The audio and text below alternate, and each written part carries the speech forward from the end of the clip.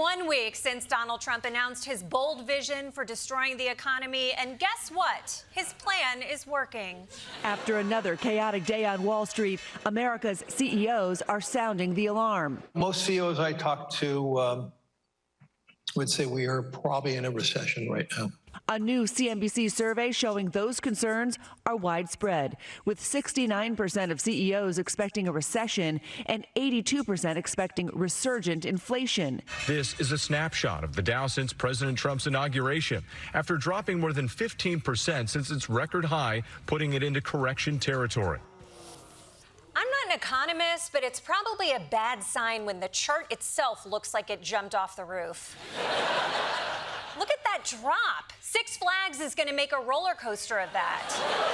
Mom, I want to ride the Dow Jones. We can't afford it. So the economy is incredibly unstable right now. The only upside is that this crash is much easier to understand than the 2008 one. Remember The Big Short, where they had to have Margot Robbie explain it in a bathtub? Here's how that would go today. Trump did it. Thanks, Margot. Thank you.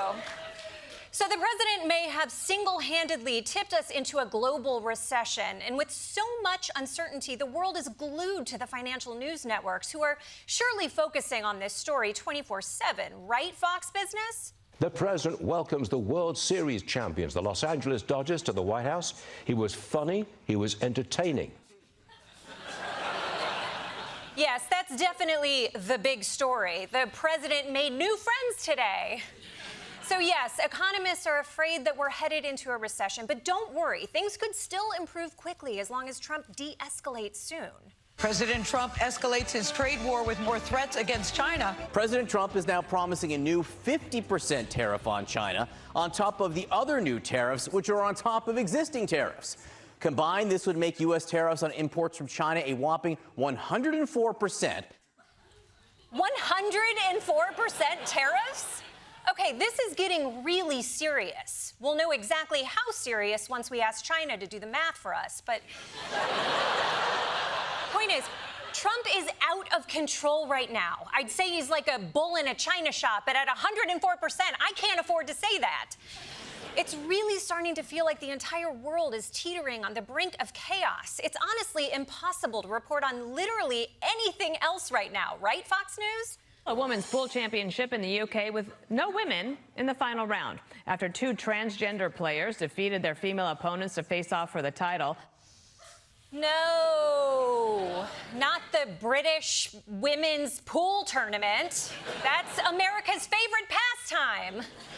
But the tariffs aren't just tearing apart our economy and tearing apart America's trade with China. They're also tearing apart Donald Trump's friends. An internal battle over Trump's tariffs between top advisor Peter Navarro and Elon Musk. This is a behind-the-scenes rivalry that's now exploding into public view between Elon Musk and Peter Navarro, two very different wings of the Trump administration.